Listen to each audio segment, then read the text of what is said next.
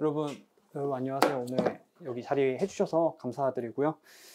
오늘 여러분들이랑 포스트리트 관련해서 설명회 진행할 검성준이라고 합니다. 그러면 이제 오늘 간단하게 여러분들이랑 나눠볼 이야기 전체 개요부터 한번 이야기를 해보고 설명회 시작하려고 하는데요. 이게 우리가 사실 리트 시험이 가장 중요하죠. 우리가 입시를 준비하면서 가장 많은 시간을 들이는 것도 사실 리트 시험이긴 합니다. 근데 점차적으로 리트 응시 인원은 늘어나고 있는데 비해서 결국은 이 로스쿨이 전체 25개 학교에서 딱 2,000명만 뽑고 있는 시험이잖아요. 그러다 보니까 응시 인원이 증가하고 시험 난이도가 어려워지고 이제 이런 난이도 편차에 따라서 점차적으로 달라지는 부분들이 있습니다. 해서 여러분들이 너무 리트에 모든 걸 다 투자하지 말고 이제 우리가 어떤 식으로 전략을 준비를 해야 로스쿨 입시에 보다 가까워질 수 있는지를 먼저 이야기를 하고 좀 동료 드리고자 설명회 자리를 마련하게 됐습니다. 자, 일단 우리 그러면은 어떤 것이 유의미한 입시 전략인지 먼저 살펴보고 이론부터 먼저 짚고 넘어가 볼게요.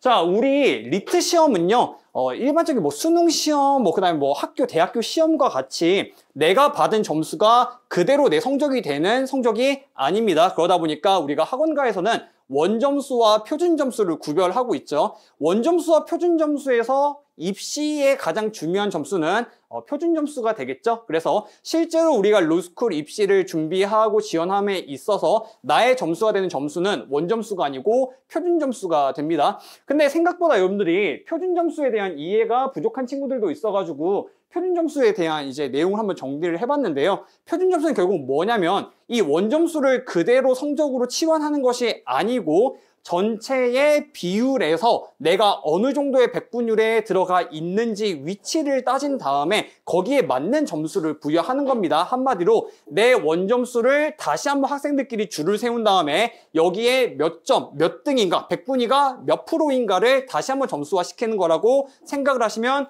될 것 같다. 자, 근데 리트 시험은요, 반드시 이 등수랑 백분율로만 따져지는 표준 점수는 아니고요. 여기에 추가로 전체 평균과 표준 편차를 더해서 표준 점수제가 나오게 됩니다. 그러다 보니까 시험의 난이도와 관계없이 리트 시험 표준 점수는요, 다이아몬드 형태를 그릴 수밖에 없다. 왜? 등수와 평균, 표준 편차를 더해서 값이 나오는 구조이기 때문에 이제 상방으로 갈수록 좁고 하방으로 갈수록 또 좁은, 그쵸? 우리 수능 때도 보면은 1등급으로 갈수록 좁아지고 9등급으로 갈수록 이제 내려가고 5등급이 이제 전체의 거의 절반 가까이가 되는 것 같이 표준 점수의 다이아몬드 체계는 비슷하게 유지가 됩니다. 자, 근데 우리 2024년도 법학적성 시험 보면요.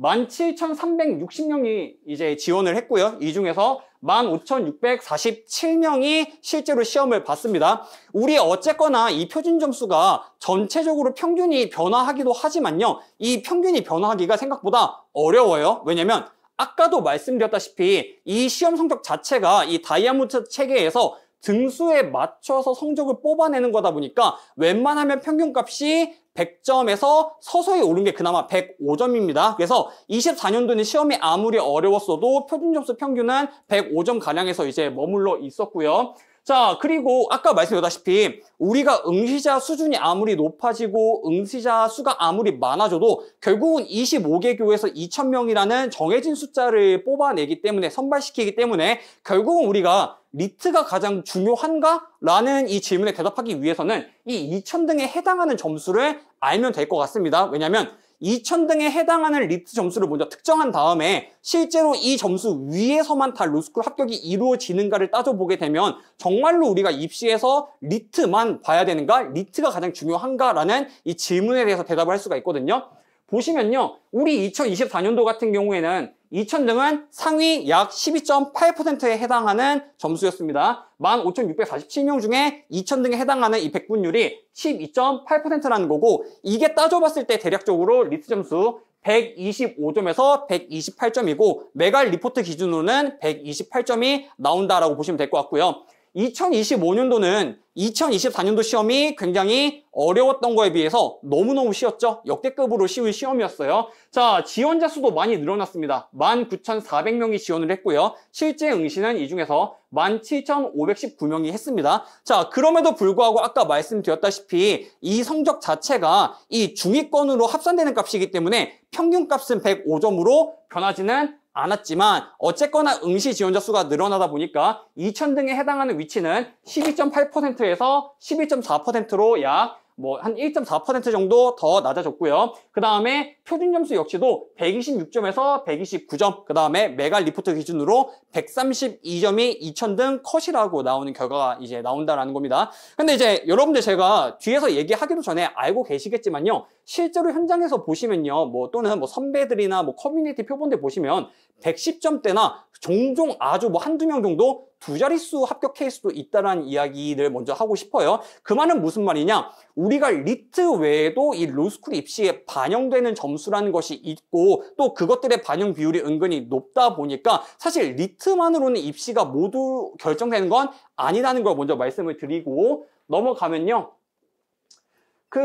아까 제가 말씀드린 게 우리 표준 점수라는 게 제일 중요해요. 표준 점수 뭐라 그랬어요? 줄 세운 다음에 평균값이랑 그 다음에 표준 편차 더해가지고 결국은 이 다이아몬드를 만드는 거라고 말씀을 드렸어요. 자, 그러면 우리가 시험의 난이도가 올라가고 내려가고 응시자 수가 줄어들고 올라가고가 어떤 영향을 미치느냐? 우리 이제 이거 메갈로스쿨 홈페이지에서 가져온 자료인데요. 자, 보시면 우리가 리트 140, 150 맞는 분도 계시겠지만 현실적으로 드무니까 이 맨 윗부분은 따로 보실 필요가 없습니다. 각각 언어 이해 그리고 추리 논증에서 학생들이 이제 메가 합불 리포트에 입력한 성적값이 어떤 위치를 가지고 있는지를 이제 보여주는 자료거든요. 도식 자료거든요. 보시면은 지금 우리한테 가장 유의미한 구간은 바로 이 부분이에요. 언어 이해 백분율 절반 이상을 넘어가면서 너무 높지는 않은 백분율 50에서 65까지의 구간을 보시면 될 것 같거든요.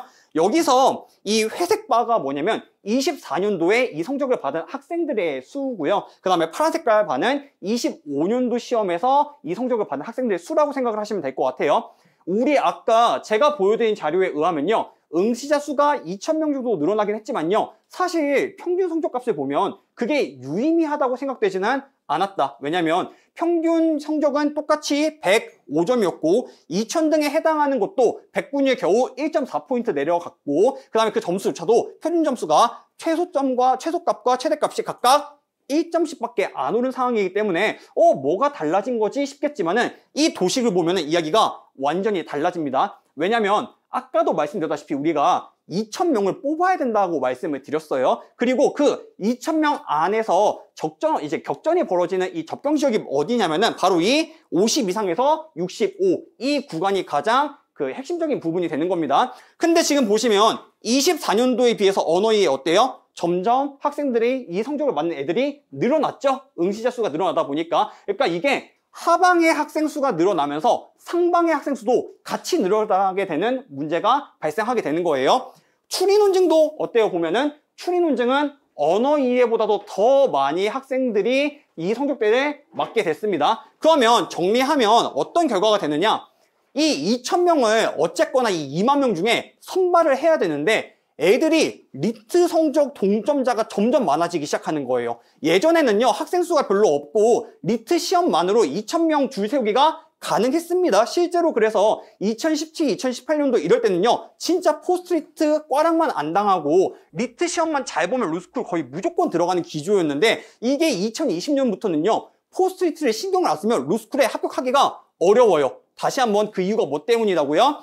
2000등을 줄을 세워야 되는데 응시자 수가 늘어나고 하방이 올라감에 따라서 상방도 똑같이 올라가기 때문에 이 2000등을 점수만으로 줄 세울 수가 없고 동점자가 많아진다는 겁니다. 그러면 우리 상식적으로 이 2000등이 대부분 다 비슷비슷한 리트 성적을 가지고 있는데 얘네들을 줄을 세우려면 결국 뭘 이용할 수밖에 없냐면 포스트리트를 이용할 수밖에 없다는 겁니다. 그래서 시험에 응시자가 많아지고 시험이 쉬워질수록 학생들이 이 2000등에 해당하는 점수값에 동점자가 많이 발생하기 때문에 이런 관계를 가지고 있을수록 포스트리트의 중요성은 훨씬 더 올라간다라고 이야기를 할 수가 있을 것 같아요.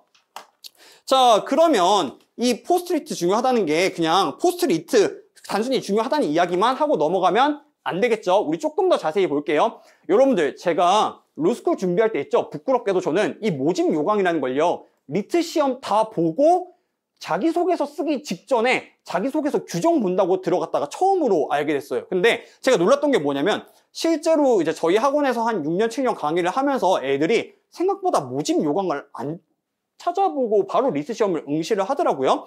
각 학교 로스쿨 홈페이지 들어가면요, 공지사항에 모집 요강 또는 입시 요강 해가지고 이런 자료들이 다 깔려져 있습니다. 자, 제가 여러분한테 오늘은 설명을 위해서 일단 한 3가지 정도 학교를 가지고 왔거든요. 자, 첫 번째로 우리 인서울에서 좀 대장으로 평가받는 한양대학교 이제 입시표를 가지고 왔고요. 두 번째로는 이제 우리 지고국에서 좀 대장급에 해당하는 부산대학교, 그 다음에 지고국 중에서도 살짝 아래에 있는 전북대학교를 가지고 왔어요. 자, 여러분, 이 입시 요강을 보시면요, 이런 식으로 각각의 요소 또는 정리양 정성에 몇 점이 배점되어 있는지를 우리가 확인할 수가 있다. 자, 근데 물론 여러분들 중에서도 이 입시 요강을 미리 찾아본 친구들도 있을 거예요. 근데 사실 여러분들 이거가 되게 재밌는 게 뭐냐면요, 자, 우리 한양대학교 한번 볼게요. 한양대학교 입시표 보시면 우리 GPA 20점, 그쵸? 어학 점수, 패스월 페이, 리트 점수 40점, 소리평가 20점, 면접 10점. 자, 제가 여기 노란 색깔로 색칠 칠해놨죠? 자, 우리 그러면 한양대학교에서 지금 뭐가 제일 중요해 보여요?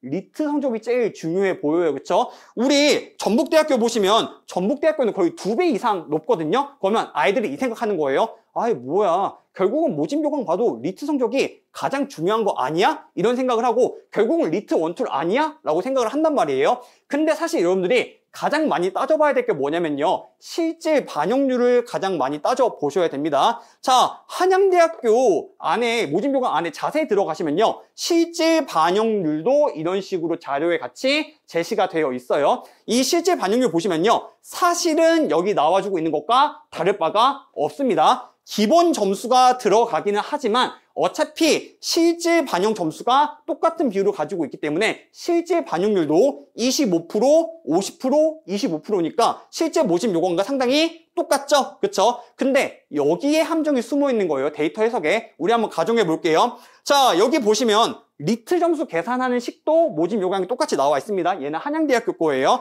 자, 표준 점수를 상한 점수로 나눈다. 무슨 말이냐? 내 리트 점수를 리트 1등 점수로 나눈다는 이야기가 되는 겁니다. 거기서 내가 1등이라고 하면은 실질 점수 28점을 다 받을 수가 있게 되는 거고요. 내가 절반의 중위권 50% 안에 못 들게 되면 기본 점수 12점을 받게 되는 겁니다. 그렇게 해서 지금 여기서 반영되는 실제 반영 점수가 28점이 되는 거거든요. 한마디로 내가 리트 1점과 또 리트에서 기본 점수를 받는 중위 50% 값의 실제 반영 점수 차이는 28점이라는 거예요. 근데 그러면 애들이 이렇게 생각해요. 아, 그러면 이 28점이 결국은 리트에서 결국은 전체의 50%를 차지하니까 리트가 제일 중요한 거 맞지 않아? 라고 생각을 하는데 실제로는 그렇지가 않다라는 거죠. 왜냐면 여러분들 여기 있는 사람들 중에서 리트 뭐 1등부터 50등까지 뭐 나올 거예요. 160 맞고 150 나올 거예요. 현실적으로 불가능하잖아요. 그렇죠? 우리 현실적으로 점수가 어디서 어떤 식으로 나오냐면요, 다르단 말이에요. 대체로 우리가 130 초반에서 130 뭐 중후반까지가 가장 많이 지원을 합니다. 한마디로 우리가 여기서 실제 점수를 28점 준다고 해서 이 28점이 싹 다 줄 세우기로 평균적으로 균등하게 분배가 되는 게 아니고 28점 중에서도 기본 점수 받는 12점과 그 다음에 현실적으로 30점, 25점 이 부분에 아이들이 가장 많이 쏠려 있다는 겁니다. 따라서 실질 점수 표기는 28점이라고 되어 있지만 사실 우리는 여기서 유효한 점수가 14점 정도라고 보시면 될 것 같아요. 자, 그 다음에 두 번째로 GPA도 한번 볼게요. 우리 GPA 계산식 보시면요, GPA 점수에서 60점을 뺀 다음에 0.35로 곱하고 6점을 더하는 식으로 계산을 합니다. 이게 제가 학원에서 이런 얘기 되게 많이 해요. 선생님, 제가 GPA가 89점인데 91점인데 로스쿨 갈 수 있을까요? 물론 학교마다 계산은 다를 수가 있긴 하겠지만요, GPA가 생각보다 급간 점수랑 그 다음에 실제 이 공식을 보시면요, 생각보다 점수 격차가 많이 안 벌어지거든요. 우리 지금 한양대학교 GPA 계산식을 보시면요, GPA 5점당 실제 점수가 1.75점이 차이가 나고요, GPA 1점당 0.35점 차이가 납니다. 그 말은 무슨 말이냐? GPA 100점 받은 친구가 있고 진짜 학점 4.5 만점인 친구가 있고 GPA가 90인 친구가 있다고 얘기했을 때 이 두 학생 간의 실질 점수 차이는 3.5점밖에 차이가 안 난다라는 거예요. 자, 그럼 어때요? 제가 지금 정리한 거 다시 한번 얘기해 볼게요. 리트 점수, 물론 실질 점수 28점 배정되어 있겠지만 여러분들 뭐 150점 받고 160점 받아가지고 한양대학교 쓸 거냐? 아니잖아요. 한양대학교에 쓸 수 있는 리트 성적이라는 어느 정도 우리가 정해진 사회적 합의값이 있죠. 그렇죠? 그렇게 따지면 우리가 실질 점수가 실제로는 28점이 아니고 현실적으로는 14점, 12점 정도인 걸로 봐야 된다. GPA도 GPA 100점과 90점의 차이가 3.5점, 7점 정도밖에 차이가 안 난다는 거예요. 근데 여기서 주목해야 될 거 뭐? 서류 평가는요. 기본 점수 6점 들어가지만 실질 점수가 14점이 나옵니다. 그 말은 무슨 말이냐? 자, 진짜 극단적인 예시를 들어볼게요. 어디 보자. 우리 아까 GPA가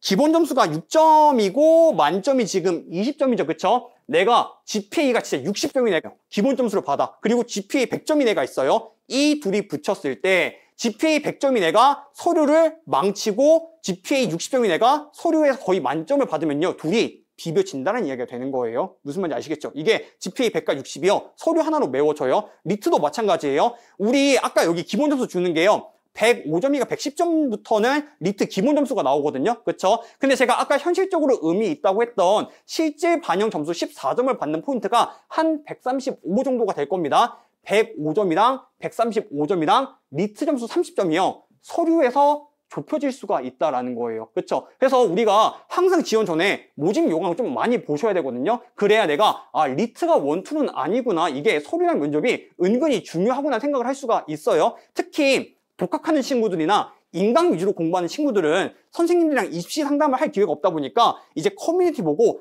리트만 잘 맞으면 돼. 리트만 140 맞으면 돼. 생각하면서 리트 공부만 하고 자기소개서 집에서 많이 써봤으니까 면접이야 내가 사람이니까 뭐 말할 수 있잖아요. 준비 하나도 안 했다가 의문사 하는 케이스가 굉장히 많기 때문에 평소에 내 리트 성적대나 아니면 관심 있는 학교들은 모집 요강에서 특히 실질 반영 비율을 잘 따져보시면서 내가 리트에서 몇 점 정도 맞으면 서류나 면접 또는 GPA에서 이 정도 점수 받아야겠구나를 잘 따져보시면은 보다 우리가 유의미한 입시 전략을 세울 수가 있을 것 같습니다.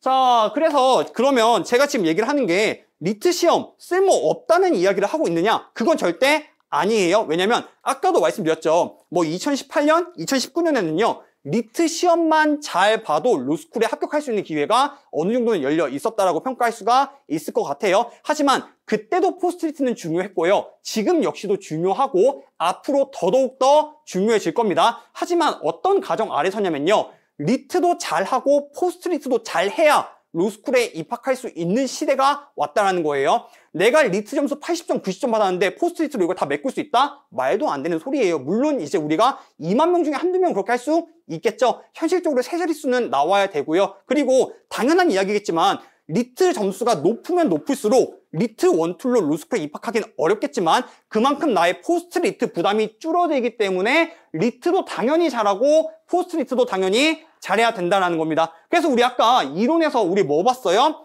우리 추가 합격자 이거 이제 리트 점수 한번 보니까 2000등 선에서 끝나야 뭘 강화하는 요소다?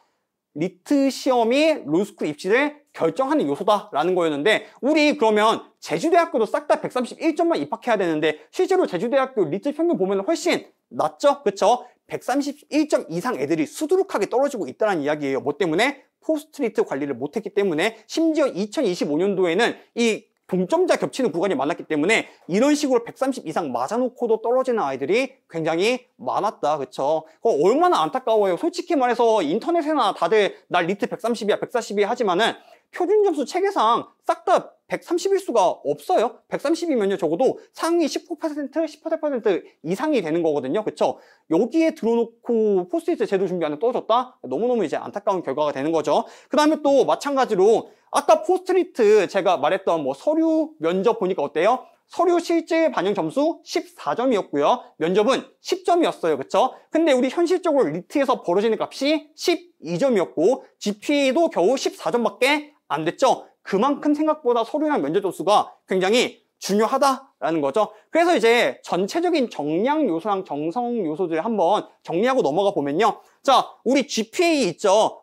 GPA 100점 받든 60점 받든 서류로 메꿀 수 있네? 그렇다고 뭐 제가 GPA 조지라는 이야기는 절대 아닙니다. 어차피 여러분들 다 대학교 4학년이니까 GPA 다 끝났을 거고요. 제가 말하는 건 뭐냐? GPA 낮다고 걱정하지 말라는 거예요. 입시 포기하지 말라는 거예요. 충분히 서류랑 면접으로 메울 수 있다는 거고, 이 GPA 1점, 2점 지금은 여러분들 당연히 잘하고 싶고 1등하고 싶으니까 완벽에 가깝고 싶겠지만은 결국은 이거 1점 차이에 0.35점 차이밖에 안 되기 때문에 괜찮다. 서류랑 면접으로 메꿀 수가 있다. 그냥 이거는 4년 동안의 성실성을 보는 지표입니다. 그리고 이건 여담인데 일부 학교에서는 서류 점수에서 GPA를 다시 평가하는 기조도 보였던 적이 있는 만큼 사실 실제 점수를 그렇게 크게 벌려주진 않지만은 그래도 기본적인 학업에는 충실했으면 좋겠다. 자, 두 번째, 어학. 어학은 뭐 말할 필요 없어요. 이거는 저희 학원에서는 1월 전에 다 끝내고 오라고 얘기를 하거든요. 어학은 지금 다 끝내 있어야 됩니다. 자기소개서 쓰면서 어학도 같이 준비해야지 얼마나 자기소개서를 무시하는 처사인가. 그렇죠? 어학은요, 웬만하면 포스트잇 전에 다 끝내 놓으셔야 돼요. 자기소개서 일주일 컷하고 또는 뭐 누구한테 첨삭 맡겨놓고 나는 토익 시험 2번 더 볼 수 있다. 이거는요 더 이상 유효한 전략이 아닙니다. 이거 거의 한 5년 10년 전 전략이거든요.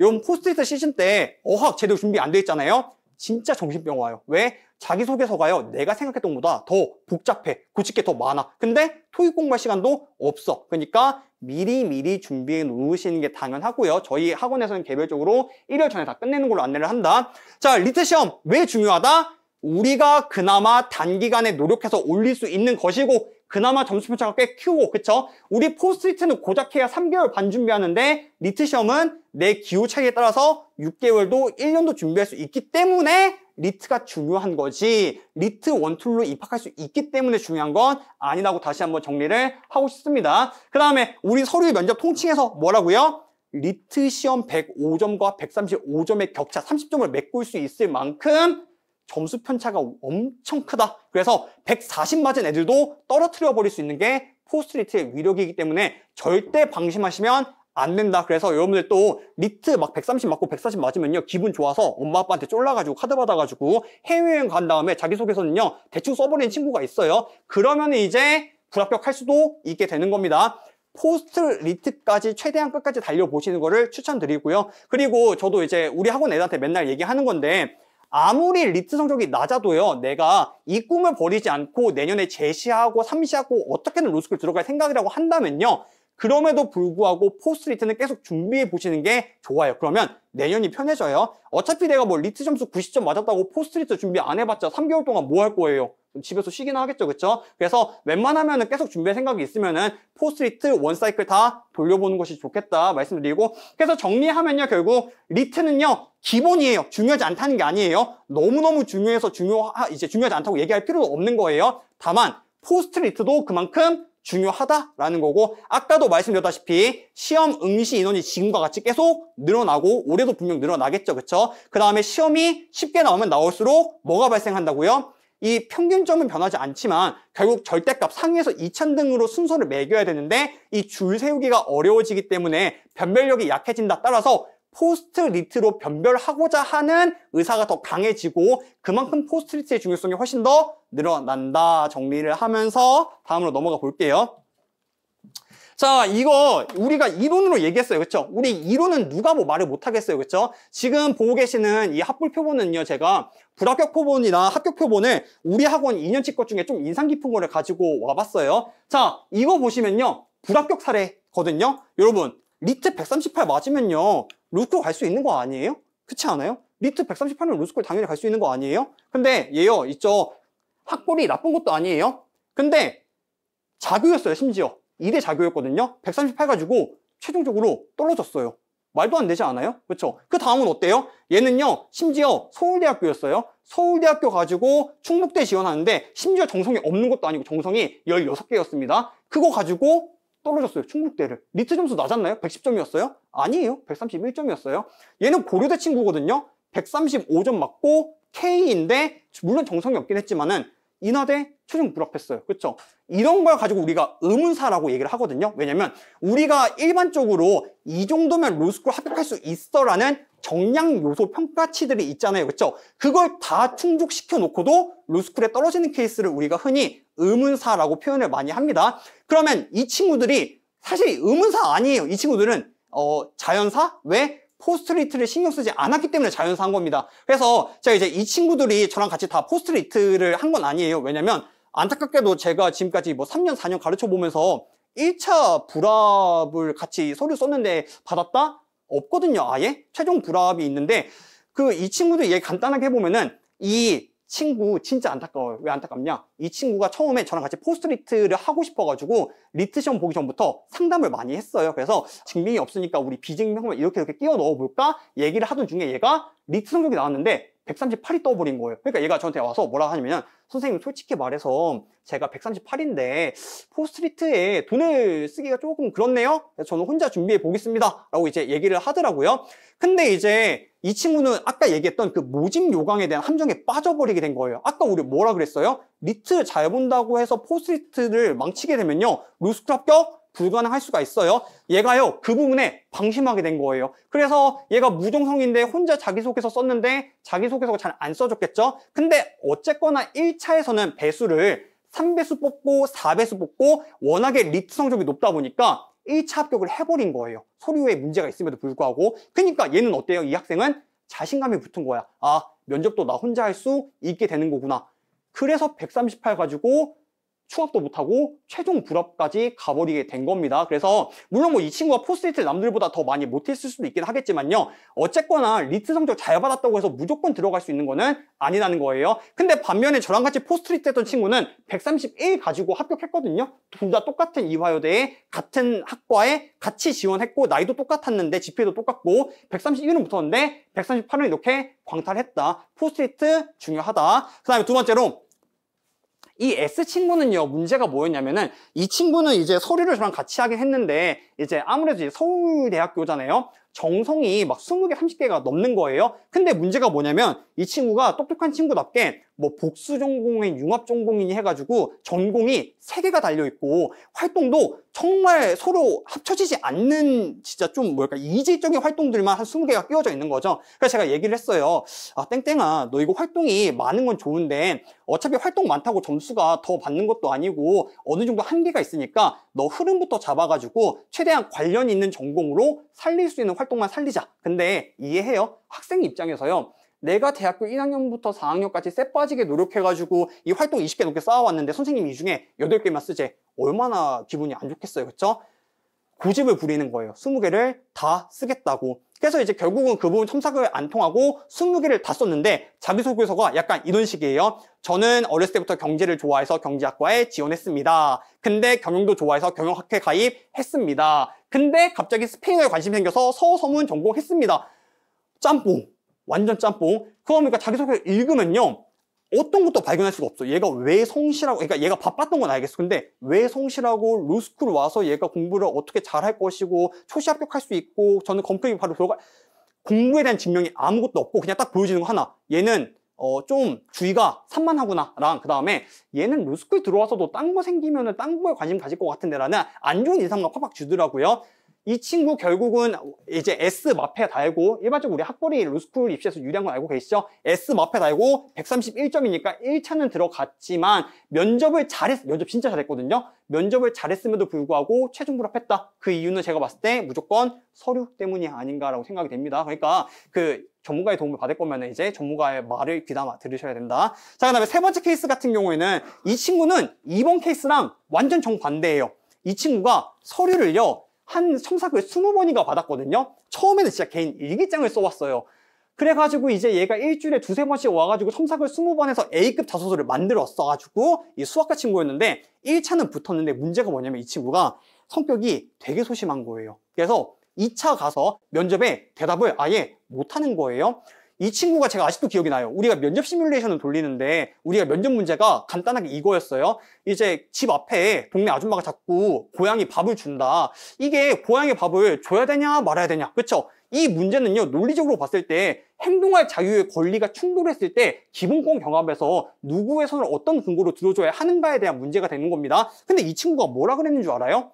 고양이 밥을 안 주면 더 크게 우니까 밥을 줘야 된대요. 이제 이런 친구였거든요. 근데 우리가 면접을 8회 동안 열심히 노력을 했는데 결국은 이제 조금 노력이 부족했는지 이 친구는 서류는 A급 만들어 놓고 면접에 대한 시간 투자가 좀 부족했어요. 왜냐면 이 친구가 그때까지도 어학이 안 돼가지고 좀 정신이 팔려 있는 상황이어서. 해서 지금 보시면요, 물론 극단적인 사례긴 하지만요, 우리가 리트를 138을 맞고 1을 맞고 5를 맞고 학벌을 S를 달고 K를 달고 정성이 20개여도요, 자기소개서를 어떻게 쓰느냐, 면접을 어떻게 하느냐에 따라서 합불이 차이가 심하게 날 수도 있다는 겁니다. 물론 극단적인 사례긴 해요. 자, 그럼 우리 암울한 이야기 봤으니까 이제 희망적인 이야기도 좀 봐야겠죠. 자, 이게 저의 자랑스러운 저의 이제 입시 결과인데, 이것도 이제 최근 2년이거든요. 얘 다 추가 합격도 아니고 싹 다 제가 최초 합격 시켰어요. 자, 리트 114점, 로스쿨 갈 수 있어요? 115점 갈 수 있나요? 119점은 뭐 조금 뭐 아슬아슬할 수 있겠죠. 우리 일반적으로요, 좀 그 커뮤니티에서는요, 130 못 넘으면 로스쿨 못 간다 그래요. 그렇죠? 학원에서 상담 받을 때도요, 120 못 넘으면 못 간다고 얘기를 합니다. 근데 생각해 보세요. 아니 114점이 어떻게 로스쿨에 들어가요? 그것도 최초합으로. 그렇죠? 가능하다라는 거예요. 심지어 얘는 극단적인 사례이긴 한데, 우리 얘는 좀 특이 정성이 있었고, 이 셋은요 보면 어때요? 심지어 얘네 정성이 하나도 없어요. 근데도 로스쿨 들어갈 수가 있다라는 거예요.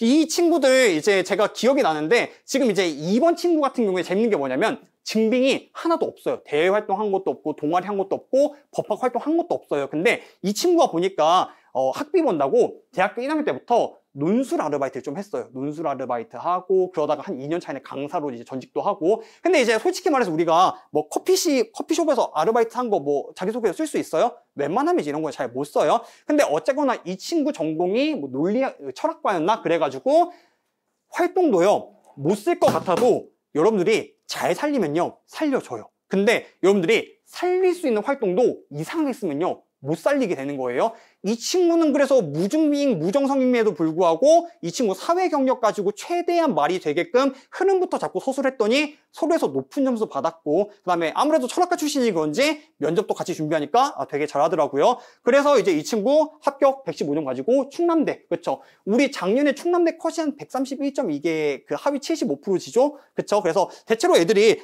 120 후반은 돼야 충남대 쓸 수 있는데 생각하지만은 이 친구는요 115점 가지고도 붙어버렸어요. 신기하죠, 그쵸? 그 아래에 있는 친구도 마찬가지거든요. 이 친구는 물론 119.6이니까 이 정량 점수가 좀 높긴 한데, 이 친구도 똑같이 무중빙이었지만 이제 같이 인터뷰하면서 최대한 무중빙이지만 살릴 수 있는 요소들 정리하고 이거 흐름 맞춰서 자기소개서 쓰면요, 솔직히 말해서 무중빙이 가장 큰 문제가 뭐냐면요, 우리 로스쿨 자기소개서의 문법에도 어긋나지만요, 애들이 쓸 게 없으니까 이상한 비문 같은 걸 적어요. 막 뭐 낙숫물이 대돌 뚫는다는 말이 있습니다부터 시작해가지고 어렸을 적 아버지의 가르침은 이런 것이었습니다.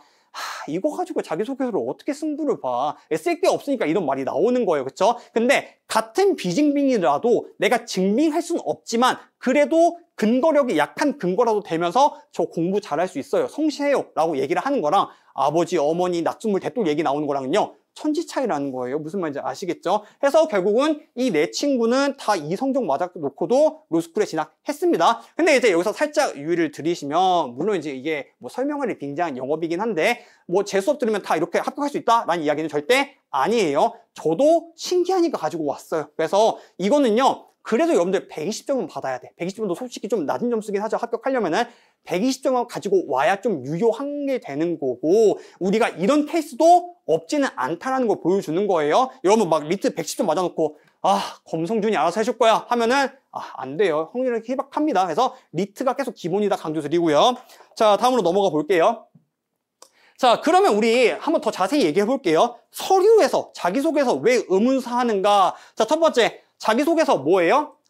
나를 소개하는 거예요. 그쵸? 그리고 여러분들 자기소개서 한 번도 안 써봤어요? 아니에요. 많이 써봤어요. 그쵸? 우리 고등학교 때 또는 대학교에서, 그 다음에 아르바이트 할 때, 대외활동할 때 많이 써봤잖아요. 이 중에서 자기소개서 안 써본 사람이 있어요? 없죠. 그쵸? 근데 우리가 쓰는 자기소개서는 진짜 찐 자기소개서, 기업형 자기소개서예요.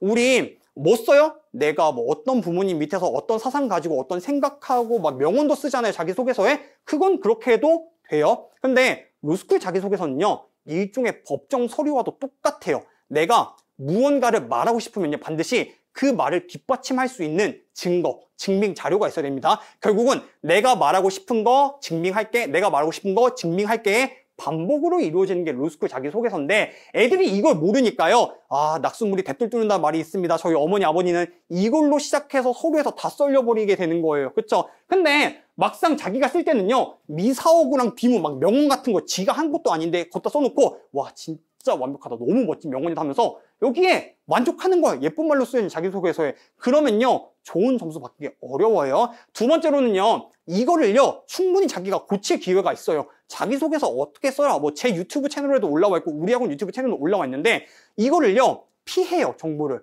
로스쿨 자기소개서 그렇게 쓰는 거라고? 아니던데?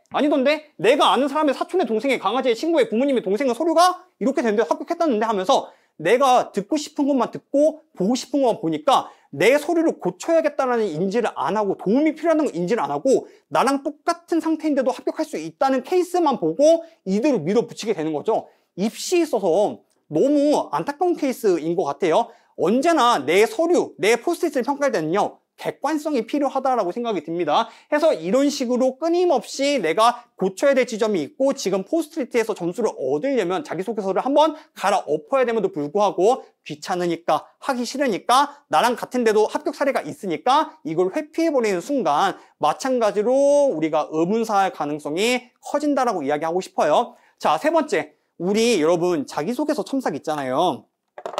이거 저 때도 똑같았거든요. 최대한 많이 보여주면 보여줄수록 좋아요. 좋은데 저는 제가 대학교 4학년 때 문제가 뭐였냐면요. 저는 이제 그래도 대외 활동을 많이 했어가지고 로스쿨에 진학한 아는 사람이 많았어요. 그래서 로스쿨 이제 1학년 한 20명한테 자기소개를 돌려줬는데 문제가 뭐냐면요. 그 사람들이 다 자기소개를 완벽하게 쓴 사람은 아니에요. 누군가는 뽀록으로 들어간 사람도 있을 거고 누군가는 리스트 잘 봐서 들어간 사람도 있을 거고 누구는 면접으로 쇼 뽑은 사람도 있을 거고 서류를 다 잘 써서 로스쿨 들어간 사람만 섞여 있는 건 아니란 말이에요. 그쵸? 심지어 첨삭할 때도요. 자기만의 채점 기준이 있는 좋은 선배도 있지만요. 누구는 귀찮으니까 쓱 보고 자기가 봤을 때 마음에 드는 부분 안 드는 부분만 표시해서 주는 사람도 있어요. 그러면 자기소개서 첨삭받은 게 어떻게 되느냐. 많은 사람 보여줬는데 10명은 1문안 안 좋다고 그러고 10명은 1문안 좋다고 그러고 서로 다 각기 다른 의견이 나와버리게 되는 거예요. 왜? 어떤 채점 기준 생각하지 않고 개인의 경험이나 생각에 의존해서 첨삭을 받아버리게 되니까. 그래서 만약에 내가 자기소개서 첨삭을 뭐 주변에 좀 가성비로 맡기고 싶다, 공짜로 맡기고 싶다 하시면요. 사실 나도 좀 걸러가지고 첨삭을 맡기는 게 좋겠다. 또는 내가 아예 첨삭 받을 때 채점 기준표를 드리는 게 좋겠다. 그렇죠? 마구마구 보여준다고 해서 결코 좋은 자기소개서는 아닙니다. 특히 이제 로스쿨 진학한 사람 아는 사람이 없는 경우에 뭐 이미 취직한 동기나 친구들 보여주는 경우가 있어요. 아까 말씀드렸죠. 기업형 자기소개서랑 로스쿨 자기소개서는요. 결이 완전히 틀려요. 좋은 첨삭이 나올 수가 없게 되겠죠. 그렇죠? 그래서 첨삭을 맡길 때도 좀 좋은 분한테 맡겨오면 좋겠고요. 그 다음에 또 이거 한번 좀 강력하게 얘기하고 넘어갈게요. 저는 그 생각이 들어요. 여러분 지금 뭐 독학하는 친구도 몇 명 있을 거고 학원 다니는 친구도 있을 거고 메갈로스쿨에서 뭐 인강되는 친구들도 있을 거예요. 솔직히 말해서 우리 지금 학원비에 몇백 태웠거든요. 그렇잖아요. 그렇죠? 근데 우리가 7월 됐어요. 리트 성적 유의미하게 나왔어. 한 125점, 130점 나왔어요. 근데 애들이 전 진짜 신기한 게 7월이 되고 서류를 써야 되는데 이 서류랑 면접에 대한 경각심이 없다 보니까요. 갑자기 돈이 아까운 거야. 첨삭 4회에 80만 원? 8회에 80만 원? 아, 너무 아까운데? 혼자 써요? 불합해요? 그럼 사실상 지금까지 학원비 부분 몇백 날리는 겁니다. 무슨 말인지 아시겠어요? 3개월 동안 80, 첨삭 8회 80? 아까워 보이지만요. 사실 중요도에 비하면요. 가성비를 따질 때가 아니라는 거예요. 괜히 애매하게 어디 소론에서 로스쿨 1학년이 뭐 5만 원에 첨삭 봐줍니다. 와 정말 싸다. 무한 첨삭이잖아. 5만 원 내고 받는다? 사실 이 사람들 주변 지인들이랑 다를 바가 없어요. 걔들이 전문적으로 훈련받는 사람도 아니고 해서 이거 딱 한 번만 더 얘기할 건데 가성비 따질 때 있잖아요. 진짜 객관적으로 생각했으면 좋겠어요. 그 가성비 소스에서 잘못 따졌다가요. 내 몇백의 학원비가 날아갈 수도 있다는 점을 조금 주지시켜드리고 싶다. 왜냐면 이게 뭐 강사로서가 아니고 너무 비합리적으로 이해가 안 돼가지고 포스트잇 이 정도 중요한데. 자, 그러면은 이제 더 나아가서 자기소개서 스터디도 문제인데 이것도 똑같아요. 채점 기준이나 이게 자기소개서 잘 쓰는 자기소개서인지 못 쓴 자기소개서인지 구별이 안 가는 애들끼리 모여가지고 서로 첨삭해봤자 발전이 있겠느냐? 적어도 포스트리트 스터디가 성립되려면요. 나보다 압도적으로 잘하는 사람이 한 명 이상 존재해야 되고 그 사람이 나를 집중적으로 케어해 줄 수 있으면 스터디가 의미가 있어지게 되는 겁니다. 근데 그 사람도 바보가 아닌 이상 한두 번 하고 스터디를 나가게 되기 때문에 저는 사실 비슷한 수준끼리 모여가지고 우리 몇 시부터 몇 시까지 다 같이 자기소개서 써보자. 이건 너무 좋아요. 너무 좋은데 서로 첨삭해주는 거는 좋은 생각은 아닌 것 같다라고 생각이 든다. 자, 그러면은 우리가 의문사 하는 이 이유에 대해서 얘기를 했으니까 그러면 의문사 하지 않는 방법에 대해서도 한번 간단하게 이야기를 해봐야겠죠. 우리 이렇게 생각하시면 돼요. 이거 포스트리트에서 특히 서류에서 로스쿨 자기소개서 어떻게 써라는요, 솔직히 말해서 정보가 은근히 많아요. 그리고 뭐 서론이 됐든 어디가 됐든 이 A급 자기소개서들 사보면요, 대체로 공통점들을 발견할 수가 있어요. 어떤 서술로 이루어져 있네? 어떤 식으로 동기 얘기하고 자기 목적 이야기하고 활동 이야기하고 근거를 대네? 이게 지금 반복되고 있네? 이런 거 우리가 충분히 알 수 있거든요. 여러분들이 시간만 들이면 많이 이제 그 마당발로 여기저기 찾아보고 다니고 정보를 구하면요, 충분히 알 수 있는 것들이에요. 로스쿨 자기소개서 그냥 대충 쓰지 마시고 최대한 문법이 뭔지부터 알고 쓰면 좋을 것 같고, 애초에 자신이 없으면요, 그냥 저한테 맡기는 것도 좋은 방법 중 하나다. 자, 그 다음에 우리 두 번째로 하여튼 그래서 미사하고 비문은 빠져야 됩니다. 자, 로스쿨 자기소개서는 정말 간단, 명료하게 근거로 내가 하고 싶은 주장만, 그 주장은 결국 어떤 주장? 내가 로스쿨에 들어가서 얼마나 성실하게 공부할 사람인 건지, 내가 한 번에 검클빅 통과할 수 있는, 검클빅에 들어갈 수 있는 사람이다. 그 다음에 내가 초시 합격할 수 있다. 여기에 초점을 맞춰서. 그래서 자기소개서에 막 체력을 기르기 위해 배드민턴 동호회에 가입해서 이런 거 우리 쓰지 않기로 약속해요. 이런 거 쓸 바에 차라리 나한테 와라. 상담이라도 받아라. 자, 그다음에 두 번째로 우리 정보를 취선택할 때 있죠. 제가 이제 가장 먼저 드리고 싶은 얘기가 뭐냐면요, 나랑 소통되는 선생님이 있으면요, 선생님한테만 물어보세요. 왜냐면 커뮤니티 전체 글에 뭐 100개 있다 하면요, 그 중에 제가 입시 전문가로 봤을 때 사실상 의미가 있는 글은 100개 중에 15개 정도밖에 안 됩니다. 여러분, 그 글을 쓰는 사람도 결국은요, 여러분들 경쟁자예요. 그쵸? 무슨 말인지 아시겠어요? 걔네들도 잘 몰라요. 괜히 그런 거 보면서 멘탈 깨지고 우왕좌왕 하느니 차라리 소통되는 선생님이 있으면 선생님이랑 소통하는 게 맞다. 그러면 선생님, 그러면 저는 소통하는 선생님이 없이 독학해요. 그러면 저 이거 찾아봐도 돼요? 그냥 아예 보지를 마세요. 각 학교 모집 요강만 보세요, 차라리. 자, 그 다음에 자기소개서 첨삭은 어떻다? 제가 말씀드렸죠. 이왕이면 그래도 이거는 선생님이 같이 진행하는 게 좋은데, 만약에 뭐 혼자 해도 잘하는 친구들 있기는 해요. 근데 혼자 못할 것 같은데 경제적으로 조금 사정이 어렵다 하면요, 내가 애초에 첨삭을 드릴 때 채점 기준표를 같이 드리면 그 사람이 채점 기준표 보면서 첨삭해 주기 때문에 조금 더 효율이 올라가긴 하겠죠. 그렇죠? 그리고 좀 봐줄 수 있을 만한 사람한테 보여주는 걸로 하면요, 적어도 우리가 의문사는 막을 수가 있겠다라고 말씀드릴 수 있을 것 같아요. 해서 서류에서 의문사하는 이유 간단히 정리해보면, 우리 엄마랑 내가 보기에는 최고의 자기소개서, 21세기 최고의 명필, 명문인데 뭐다? 결국은 그게 객관적으로는 가치가 없는 자기소개서다. 그래서 제가 늘 얘기하는 거, 합격하기 위한 입시를 해야 돼요. 근데 여러분들 종종 합격하기 위한 입시가 아니고 내가 마음이 편한 입시, 내가 하고 싶은 입시를 해요. 그거는 보여주기식 입시밖에 안 되는 거예요. 적어도 학교에서 모집 요강 딱 제시하고 로스쿨 자기소개서 이렇게 쓰는 거다 했으면요, 내가 발리를 찾는 게 아니고요, 그거에 따라가는 게 올바른 수험생의 태도다라고 생각을 한다. 자, 그럼 넘어가서 서류 이야기는 했으니까요, 우리 면접에서는 의문사 왜 하는지 한번 따져볼게요. 우리 전체 인구의 3분의 1 이상은요, 대문자 아이예요. 그렇죠? 그래서 내향적이고 성격이 소심하고 긴장을 많이 한 사람이요, 진짜로 면접 볼 때 되게 많아요. 그쵸? 근데 이 친구들한테 분명히 기회가 열려 있어요. 왜? 우리가 면접이요, 책만 있는 것도 아니고 이론 강의만 있는 것도 아니고 저 토론식 수업도 하고 시뮬레이션 수업도 해요. 근데 이 내향적인 친구들이요, 사실 토론 수업과 시뮬레이션 수업을 그 누구보다 많이 들어야 돼. 근데 이 친구들이 안 듣는 거예요. 왜? 앞에 나가서 발표하기 싫어요, 부끄러워요, 무서워요, 토론하기 싫어요, 저 가서 말 어차피 못할 건데 돈 아까워요. 그러면 책만 읽고 강의만 3개월 들으면 20몇 년 동안 그렇게 살았는데 면접장에서 갑자기 말문이 트여요? 말도 안 되는 소리 하고 있어. 최대한 말하는 연습을 어떻게든 기회를 마련해서 할 수가 있어야 돼요. 진짜 내가 머리에 아는 건 많아, 머리에서 논리 구조도 다 짜지는데 입 밖으로 안 나와서 떨어지는 애들이 진짜 많거든요. 너무 안타까워요. 말하는 연습 꾸준히 하셔야 됩니다. 그렇기 때문에 내향적인 사람, 성격 소심한 사람, 긴장 많이 한 사람은 어색한 상황에서 말하는 연습 충분히 할 수가 있어야 된다. 내가 만약 경제적으로 어렵다 하시면요, 홍대 9번 출구 앞에서 혼자 독백으로 면접 답변이라도 하세요. 솔직히 말해서 그거 해서 긴장감 완화가 되면 그거라도 해야 되지 않나? 그게 부끄러워서 입시 포기할 건 아니잖아요. 그쵸? 그래서 계속 내향적인 사람들은 말하는 연습 많이 해보셔야 될 것 같다 말씀드리고요. 그 다음에 두 번째로, 이제 그럼 나머지 3분의 2는 다 이거예요. 저는 말 진짜 잘해요. 저 임기응변 탁월해요. 알아요? 3분의 1 정도는 말을 아예 못하고요. 3분의 1 정도는 어느 정도 하고 3분의 1은 완전 날라다녀요. 근데 이 날라다니는 아이들 중에 안 그런 애들도 있지만 절대 다수가 뭐냐면요, 임기응변 또는 말장난, 말을 수려하게 하는데 결국 안에 알맹이가 없는 거예요. 아까 말씀드렸죠. 우리 면접 문제 아까 제가 얘기했잖아요. 고양이한테 길거리 밥 주는 거 되냐 안 되냐, 이거 뭐라 그랬어요? 첫 번째로 우리가 면접 시간에 해야 될 건 뭐냐면, 내가 알고 있는 딜레마적 지식을 이용해가지고 이건 결국 서로 행동할 자유권에 대한 이 침범이다, 서로 이 경합권 상태이다, 나는 누구한테 어떤 근거를 들어서 합리적으로 논거를 개진해야겠다를 10분 동안 머릿속에 짜고 이걸 가서 얘기를 하는 건데, 말 잘하는 애들은요 생각보다 논리가 없는 경우가 되게 많아요.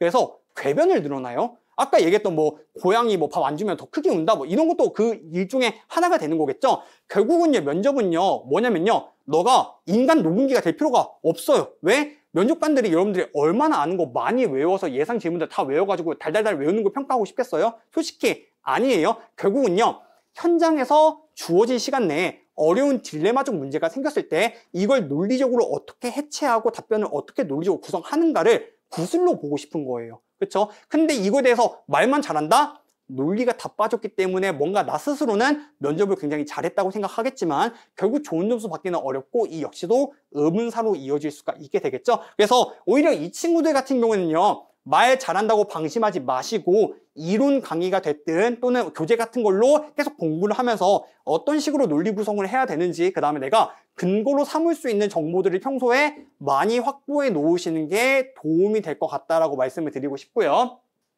그 다음에 세 번째, 저는요 자기소개서 스터디보다 면접 스터디가 더 절대 악이라고 생각을 해요. 우리 솔직히 롤 할 때도 정상인 5명이 모이기가 쉽지가 않거든요. 그렇죠? 근데 우리 면접 스터디 만약에 10명이 모인다 하면요, 제가 이것도 강의하면서 많이 본 건데, 자, 나랑 비슷한 수준 7명에 압도적으로 잘하는 사람 1명에 수준이 떨어져서 분위기를 흐리는 사람 2명으로 항상 구성이 됩니다. 그럼 이 경우에도 자기소개서랑 똑같아요. 이 면접 스터디가 의미가 있으려면요, 이 압도적으로 잘하는 사람 1명이요 나를 케어를 해줄 수가 있어야 돼요. 그쵸? 근데 얘가 바보도 아니고요, 한두 번 하면 나가버린단 말이에요. 다시 말하지만 수준 비슷한 애들끼리 발전을 이루기가 굉장히 어려워요. 그래도 공부 시간을 최소 지킬 수 있다는 이점은 있겠지만, 그러다 보면요 스터디가 어떤 식으로 변질이 되냐면 크게 2가지로 변질됩니다. 첫 번째, 행복전도사. 서로 칭찬만 해요. 와, 최고예요. 땡땡님 진짜 멋졌어요. 진짜 실제로는 하나도 안 멋진데 최고다, 멋지다 하다 보니까 객관성이 무너지면서 면접 때 당연히 썰리게 되겠죠. 두 번째 뭐냐, 만인에 대한 만인의 투쟁이 있어요. 뭐냐면 피드백을 해주는데 지적을 받았어. 그러니까 얘 봐라, 나 완벽했는데 네가 지적을 해? 다음번에 넌 진짜 끝났어. 서로 말도 안 되는 지적을 하면서 서로 이제 맞짱뜨기 지적까지 가버리는, 그쵸? 이러면서 스터디가 제대로 되기가 어려워요. 그래서 스터디는 웬만하면은 아는 사람들, 좀 검증된 사람들끼리 하는 게 좋겠고, 그렇죠? 그래서 오죽하면 면접 때 이런 말이 있어요. 제일 잘하는 사람과 제일 잘하는 사람이 마음에 들어하는 이성 둘만 합격하고 나머지 8명이 떨어진다, 이런 말이 괜히 있는 게 아니거든요. 그래서 이제 면접 스터디 같은 것도 잘 알아보시면 좋을 것 같습니다. 자, 그러면 우리 면접에서 이제 의문사를 막을 수 있는 것도 한번 얘기를 해볼게요. 아까 이미 다 한번 얘기하긴 했죠. 내가 성격이 좀 내향적이다, 말을 잘 못한다 하시면 어떻게 하셔라? 최대한 앞에서 말하고 어색함을 이겨내는 연습 반드시 3개월 내내 필수적이에요.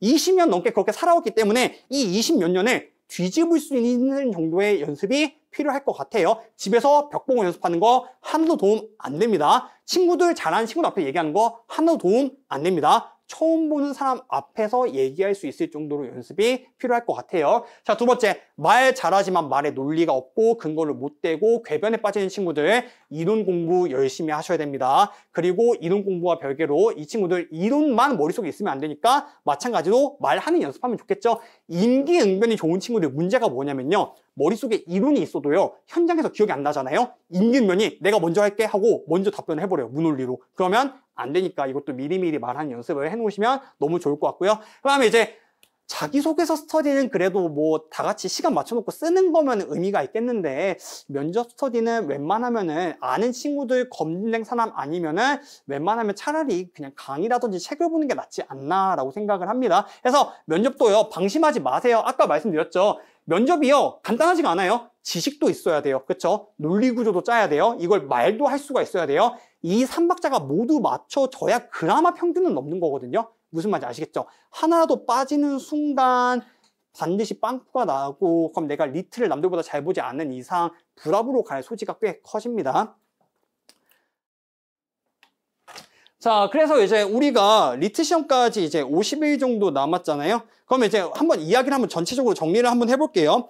우리 포스트잇 뭐라 그래서 지금까지 얘기한 거 보니까 어때요? 생각보다 많이 중요하죠? 생각보다 어려워요. 이거를요 7월 달에 깨달으면요 충격받아요. 저도 그랬거든요.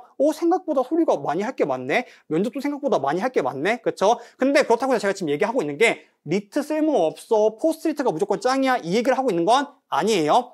포스트리트도 리트만큼이나 중요하다라는 거예요. 그래서 제가 이제 그래도 양심 있지 D-Day 50 남았는데 지금부터 포스트리트 준비해라 이런 얘기는 안 합니다. 리트는 기본이기 때문에 여러분들 남은 50일 동안 리트 시험에 집중하십시오. 제가 아까 뭐라 그랬어요? 리트 점수가 살짝 낮으면 포스트리트로 커버가 가능하지만 두 자릿수 나와버리면 커버도 어려워요. 그때는 진짜 그냥 돈 바르면서 기저귀 입시 바래야 되거든요. 무슨 말인지 아시겠죠? 리트 점수를 최대한 높게 맞춰놔야 내가 포스트리트도 혼자 준비할 여유도 생기는 거고 좀 수월해지는 거예요. 그래서 남은 50일 동안 내가 리트 공부를 망치면 안 될 또 하나의 이유가 생겼죠. 그쵸? 리트 시험 최대한 많이 집중하셔가지고 최대한 높은 점수를 받으셔야 됩니다. 그리고 리트 시험 끝나고 성적 뒤달리는 한 달 동안 놀아요? 고생한 나에게 한 달에 뭐 휴식을 줘요? 절대로 안 되고요. 내가 4년 동안 대학교 다니면서 또는 직장에 취업하신 분들은 내가 직장에서 뭐 받은 서류라든지 뭐 부서 이동 이런 증빙 자료들을 쓸데없는 걸로 다 모아 보신 다음에 내가 어떻게 하면 서류 흐름을 이을 수 있을지 한번 보시고 성적이 나오면 도움이 필요하겠다 하면은 누구? 저를 찾아주시고 그 다음에 이제 혼자 준비하실 분들은 뭐 혼자 준비하시고 하는 식으로 절대로 긴장의 끈을 놓쳐선 안 된다. 언제까지? 면접 가군 나군 다 끝날 때까지 여기까지가 완벽한 로스쿨 입시예요. 리트 시험 끝났다고 다 끝나는 건 아니다라고 강조하고 싶어요. 자, 근데 여러분들 사실 이제 제가 또 리트도 잘하죠. 그쵸? 그래서 리트 50일 남겨놓고 여러분들이 뭘 할 수 있는지 이것도 간단하게 한번 포스트잇 말고 이것도 한번 얘기를 조금 하고 넘어가고 싶은데 여러분들 저는 이제 좀 인터넷 강의랑 좀 다르게 솔루션 강의 강사 출신이다 보니까 사실 혼자 독학하고 인강되는 친구들이 공부하는 방법이나 풀이법이랑 좀 많이 다를 거예요. 제 식대로 설명을 하자면요. 우리가 실제로 시험장 들어갔을 때 수업, 인강, 교재 많이 보고 들어갔을 거란 말이에요. 근데 사실 가장 큰 패착이 뭐냐면요. 인강을 봤다고 공부가 되는 건 아니라고 생각을 해요. 인강을 봤으면요. 인강은 뭐냐면요. 그 강사가 여러분들한테 풀이법을 제안 설명회예요. 내 풀이법은 이래. 너 한번 써볼래? 라고 제안을 한 거예요. 근데 되게 많은 학생들이 우와 인강 10시간 봤어? 최고네. 그럼 오늘 자야지 하고 복습을 안 하고 자버리는데 제안이 들어왔으면 제안을 검토해야 되지 않겠어요? 그럼 내가 따로 사설 모의고사 문제 구해서 그 풀이법 똑같이 써보고 마음에 들면 체화를 시켜야 현장에서 쓸 수 있는 거거든요. 근데 애들이 이게 적성 시험에도 불구하고 양적 시험이라 생각해가지고 암기형 시험을 생각해가지고 그냥 인강만 계속 돌리는 거예요. 그게 뭐 자동으로 외워져요? 조상님이 뭐 알아서 막 빙의해가지고 풀어줘요? 아니란 말이에요. 강의만 냅다 100시간, 200시간 듣고 현장 들어가니까 강사가 알려준 풀이법 하나도 기억 안 나고 나는 1년 전에 그 모습 그대로 문제를 똑같이 풀고 있는 문제가 발생할 수가 있습니다. 지금이라도 뭔가 나의 풀이법이 없다, 현장에서 강사가 알려준 거 못 쓴다 하시는 분들은요, 뭐 배수가 몇 개나 남아있을지 모르겠지만 집에 가셔서 남은 50일 동안 진도 빼지 마, 파이널 듣지 마. 복습하면서 강사가 제안하는 풀이법부터 다시 제대로 쓸 수 있도록 연습하세요. 내가 학원이나 인강에 돈 발랐으면요. 무조건 현장에서 문제 풀 때는 작년에 나와 압도적인 차이가 있어야 됩니다. 무슨 말인지 아시겠죠? 그 다음에 이제 우리 학원은 기출문제라면 마지막에 풀게 하거든요.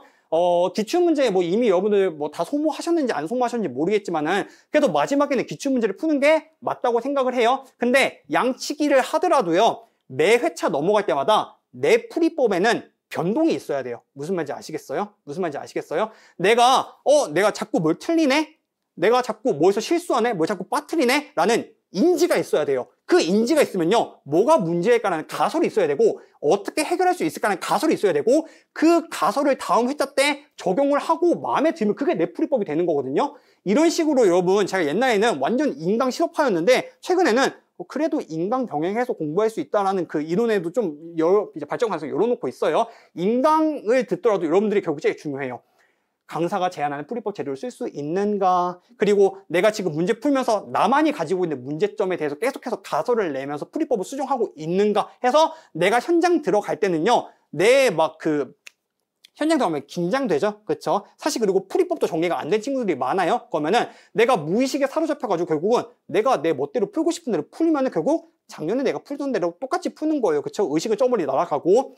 매뉴얼을 만들어서 최대한 매뉴얼대로 풀이법대로 문제를 풀어야 내가 처음 지문부터 말려가지고 머리가 새하얘져도 엄마 아빠 생각이 나서 막 눈물이 줄줄 흘러도 매뉴얼만 따라가면 일정한 성적을 보장받을 수 있기 때문에 제가 먼저 남은 50일 동안 여러분들한테 강조드리고 싶은 거 뭐? 파이널 들 친구 들으세요. 근데 진도는 추가적으로 빼지 말고, 그러니까 풀이법이 다 형성되어 있는 친구들만 빼고 풀이법이랄 게 없다. 오늘 선생님 얘기 들어보니까 진짜 내가 인강만 들으려 하는 친구들은 남은 50일 동안 복습만 하면서 강사 선생님이 제시했던 풀이법들 체화시키는 데 좀 주력을 해봤으면 좋겠어요. 근데 아까 얘기했다시피 제안이라고 얘기를 했어요. 나한테 안 맞으면 풀이법을 버릴 선택도 할 수가 있어야 됩니다. 강사는 여러 문항이나 여러 지문에서 계속 각가지 제안을 하는 거고 나는 거기서 취사 선택하는 거다. 그 다음에 또 두 번째, 여러분 이거는 이제 우리 학원 친구들한테만 알려주는 꿀팁인데 우리 메가 친구들한테 한번 풀어볼게요. 여러분 언어이해 시간 남아요? 추리논증 뭐 남아요? 추리논증 시간 남아요? 웬만하면 언어이해랑 추리논증 시간 안 남거든요. 근데 재밌는 게 뭐냐면 여러분들 마킹 시간은 5분 10분 남겨요. 왜 남기는 거야? 우리 한번 따져볼게요. 마킹 시간 왜 남겨요? 다시 돌아오려고, 못 푼 문제 다시 풀려고. 근데 이 전제는 뭐냐면요, 내가 다 끝까지 갔다가 시간이 남아야 돼, 그쵸? 시간 안 남죠? 다시 못 돌아와요? 그러면 저는 이렇게 생각해요. 문제 풀자마자 3개 단위로 그냥 마킹 바로 해버리는 게 맞지 않을까? 그쵸? 왜냐면요, 저도 리트 시험을 매년마다 치거든요. 작년에 안 보긴 했지만은 쳐보면요, 그 생각이 들었어요. 이게 5분을 빼나요? 그쵸? 긴장되죠? 막 시험관이 막 5분 남았습니다 하면 막 등골이 막 오싹하단 말이에요. 마킹 실수도 그때 한 번에 몰아서 하니까 발생하는 거고, 그쵸? 마킹 빨리 했어. 2분, 3분 남았어요. 다시 돌아갈 수가 있어요? 못 돌아가. 왜냐면 오싹해요, 등골이. 절대 문제 못 푼단 말이에요. 차라리 마킹 몰아서 하지 말고 문제 풀 때마다 언어 이해는 한 지문 3개 단위, 추리논증은 4개 단위로 마킹 하시고 진짜 다시 돌아올 여유가 있다면은 그 문제만 빼고 마킹 하세요. 그러면요, 훨씬 시간 관리가 쉬워질 수가 있고요. 그 다음에 이건 저희가 또 저희 학원에서 강조하는 건데 시간 관리 진짜 중요하거든요. 애들이 되게 간과하는 게 리트 시험은요, 언어 이해는 독해력과 문해력을 평가하고 추리논증은 논리력과 추론 능력 테스트하는 시험이다? 아니에요. 여기에 하나씩이 더 붙어요. 시간 내에 독해와 문해를 통해 원하는 데이터를 가져올 수 있는가? 시간 내에 이 정보를 보고 논리적인 추론을 할 수 있는가? 시간 내가 반드시 들어가거든요. 근데 생각보다 애들이 이런 생각해요. 지금 50일밖에 안 남았는데 나 언어 이해 한 지문 버리는 거 유효한 전략이야. 내가 지금 한 지문 버리잖아요. 공고사장 들어가서 2지문, 3지문 날리는 거 100타예요. 그렇죠? 추리논증도 지금 2-3문제 날린다? 공고사장 들어가면요, 5문제, 6문제 날리는 거 진짜 똑같아요. 지금이야 여러분들이 왜 한 지문밖에 안 날리느냐? 지금이야 현장 들어가서 시험 문제 봤을 때 그냥 내가 이 문제 틀리거나 여기서 말려도요, 나한테 아무런 영향이 없죠? 그냥 시험 한번 못 보는 거죠? 공고사장 들어가잖아요. 엄마 아빠 얼굴이 생각이 나요. 내가 이 문제 한 문제를 찍고 넘어가느냐 못 맞추냐에 따라서 합불이 결정된 생각하잖아요. 숨이 턱턱 막혀요. 그러면요, 눈에선 눈물이 줄줄 흐르고 그 지문에서 10분이 지나고 15분이 지나도 못 넘어갑니다. 시간 관리는 당연히 리트 시험 공부 시작하면서 시험 보기 전까지 반드시 엄밀하게 스톱워치라든지 손목시계 보면서 계속해서 연습하는 것이 좋습니다. 실제로 리트 시험 저희 학원 사후표본에 의하면요, 리트 시험을 좀 망쳤다 하는 경우에 가장 큰 2가지 이유가, 첫 번째, 시간 관리가 실패한 경우, 두 번째, 첫 지문부터 너무 긴장이 많이 되니까 이 매뉴얼이 생각이 안 나가지고 원래 풀은 경우, 이렇게 딱 2가지가 시험을 망치는 케이스더라고요. 해서 남은 50일 동안 정리하자면 다시 복습해라, 풀이법 익혀라, 그 다음에 시간 관리 철저히 하다, OMR 매핑은 미리미리 하는 것이 좋겠다 이야기하면은, 여러분들 뭐 그러면은 리트 이야기도 조금 했으니까 이제 좀 뭐 유익하죠? 해서 이런 식으로 이제 남은 50일 동안 리트 집중하시고요. 아, 나 리트 너무 하기 싫다. 리트 좀 쉬워 볼까? 어차피 선생님 얘기 들어보니까 포스트리트 중요한데 내가 조금 여기서 하자가 있더라도 포스트리트 메꾸면 되지 않나? 안 돼요. 포스트리트는 리트의 합리화 지점이나 출구가 되어서는 안 됩니다. 다시 한번 강조드리지만 리트가 높으면 높을수록 포스트리트도 같이 높아야 합격 확률이 올라가는 거지, 뭐 하나 찐빠내고 뭐 하나로 메꾼다? 이런 건 이제 더 이상 현 시대에 통하지 않는 전략이다 말씀드리고요. 자, 그래서 마지막으로 이제 우리가 그러면 이제 50일 뒤에 2026년도 리트 시험을 보고 나서 이제 당장 뭐 성적 다 여러분들 가치점 할 거잖아요. 시험이 쉬웠느냐 어려웠느냐에 따라서 여러분들 어떤 전략을 취해야 되는지 먼저 말씀드리겠습니다. 자, 우리 아까 봤던 표죠? 그쵸? 아까 봤던 표에서 다시 한번 중요한 거 강조할게요. 뭐라 그랬어요? 시험의 난이도가 쉽고 응시자의 수가 많아질수록 이 접경 지역에 사람이 되게 많아지고 동점자가 많아지면서 뭐가 중요해진다 그랬어요? 포스트리트가 굉장히 중요해진다라고 이야기를 했어요. 근데 물론 시험이 어렵게 나온다고 해서 중요하지 않다는 이야기는 아니에요. 중요해지느냐, 더 많이 중요해지느냐의 정도의 차이일 뿐입니다. 따라서 만약에 시험을 봤어. 25년 동안 비슷한 수준이네? 되게 쉽네? 하면요. 당장 집 오자마자 뭐부터 해야 돼요? 서류 있는 증명부터 모으고 미리 면접교재 구매하고 강의 뭐 들을지 커리큘럼부터 바로 짜셔야 됩니다. 왜? 다시 말씀드리지만은 이게 시험이 쉬워버리게 되면요. 내가 잘 봤든 못 봤든 간에 결국 중요한 건 뭐냐? 포스트리트에서 변별력을 벌리는 게 훨씬 더 유효한 전략이에요. 근데 만약에 시험이 24년도를 떠나서 21년도 마냥 엄청 어렵게 나왔다. 그러면 뭐다? 포스트리트의 변별력이 다소 약해지기는 한다. 근데 이제 어떤 차이가 있느냐? 결국은 또 포스트리트 커리큘럼 짜고 해야 되긴 하겠지만은 그렇게까지 급할 필요는 없다. 조금 여유가 있다. 그렇죠? 그래서 이제 이걸로 이제 이야기는 마무리할 건데요. 여러분들 제가 계속 강조드리지만은 리트 시험 정말 잘 봤으면 좋겠어요. 그리고 제가 우리 학원 애들한테도 늘 얘기하는 거지만 우리 보여주기식 입시하지 맙시다. 우리 실제로 내가 로스쿨 합격하고자 입시하는 거잖아요. 그렇죠? 내가 듣기 싫은 말은 거르고 내가 듣고 싶은 말만 들으면서 어떻게 입시를 하겠어요? 여러분, 그리고 이 시험 힘든 거 다 알고 지원했잖아요. 그렇죠? 2만 명 중에 전체의 절반 가까이가 스카이 학생들이고 나보다 공부 더 잘하는 애들인 거 알고 시작한 시험 아니에요? 그렇죠? 그렇죠? 지금 여러분들 힘든 거 알아요. 그렇죠? 지금 내가 계속 준비해도 되는 게 맞나 마음 흔들리는 것도 알아요. 근데 어쨌거나 여기까지 왔고 50일밖에 안 남았죠. 그렇죠? 지금까지 고생한 여러분들 모두 다 고생했고 지금까지 전부 다 분명 좋은 결과 있을 겁니다. 그래서 50일 동안 이제 공부하는 척 말고 진짜 공부를 하면서 리트 성적 잘 보고, 뭐 리트 잘 봤든 못 봤든 간에 이제 여러분들 포스트리트 이제 나중에 필요해지면은 이제 누구보다도 저를 먼저 찾아주시면 감사드리겠다는 말로 설명 마무리하고요. 그리고 이제 혹시 개별적으로 질문하실 분 있으면은 한 40분 정도 여유가 있거든요. 자리에 남아 계시면요. 우리 뭐 한 분 한 분씩 따로 뭐 질문 받으면은 좋을 것 같습니다. 네. 고생하셨습니다. 조심히 들어가세요.